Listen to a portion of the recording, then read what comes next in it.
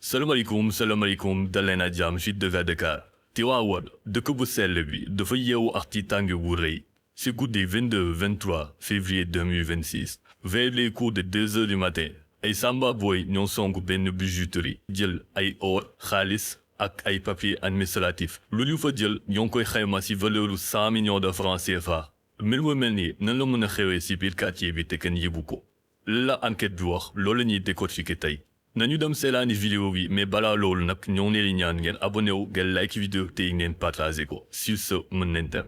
maa ngi fii ci koñ jàkka gis ngeen ni heure bi teel na trop fii ci place su Abdou Thiam ci wetu daaray Iran lañu ñëw dajji ko ci guddi fii nga xamante ni place la boo xam ne dañ fi jaay or suñu mbokk Abdou Thiam moom ko gis ngeen ni gars yi dugg nañ fi tey jël lépp lu fi nekkoon xam ngeen ni lii doy na waar lool fii koñ jàkka nag fii ci daaray Iran ñu ñëw dajji place bi gis ngeen ni ñu ko def bàyyi ñu fi dara lépp lañ yóbbu xam ngeen ni vraiment fi nekk nii Tivaouane moom insécurité total ndax jàppoon nañ ni fii moo war a ëpp sécurité ndax quartier koñ jàkka la Abdou Aziz Guèye Abdou Aziz ñu ngi lay nuyu. sëñ Abdou ma ne ko yëf yi métti na de. moom doy na waar moom. war a am moom su amee tamit man daal yàlla jiital ñu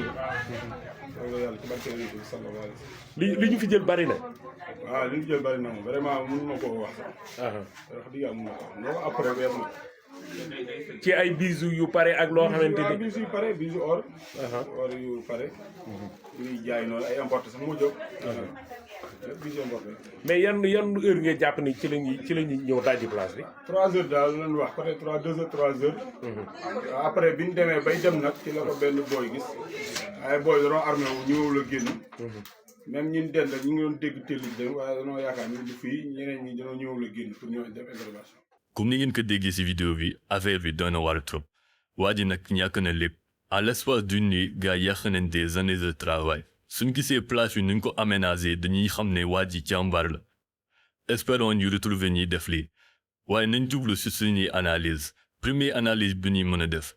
boo di soo amee investissement yu mel ni il est préférable nga am gardien loolu c'est un minimum parce que am na yenn xeetu place soo ko amee nit ñi dañ lay teg bët te dañuy profiter de la moindre occasion pour dal sa kaw donc loolu war ngaa préparer en amont gis nañ ni aussi place yi am na ay caméras de surveillance espérons que sàcc yi yóbbaale ñu serveur yi mais le seul souci bu fay nekk aussi mu di sàcc yi léegi dañoo commencé comprendre système de caméras de surveillance yi loolu mooy waral ñuy sol ay kagoul ak i masque mais gëm nañ ne avec efficacité des forces de l'ordre gars yi nañ leen teg loxo beneen constat bi ñu mën a def aussi mu ci place bi dañuy gis ne place bi ci kaw dafa mel ni ay seng la parce que suñ xoolee bu baax rebord yi dañ fay gis ay briques te su fekkee ne noonu la demee loolu erreur monumentale la parce que sàcc yi duñu hésiter benn yoon daggi seng yi pour dugg ci biir mais yan mesure la ñu mën a mettre en place fu que lii nii bañ a amaat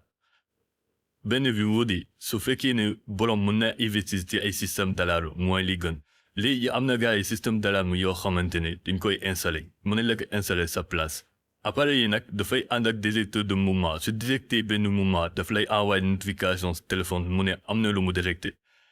loolu au moins dina la mën a permettre nga woo police pour que mu mën a intervenir à temps mais cependant loolu dafay laaj un certain investissement vidéo bi nag il arrive à son terme mais mi doon na lu metti loolu di jël say millions investir ko pour mën a am si loo jàpp nit ñëw nekk foxet yóbbu loolu métti na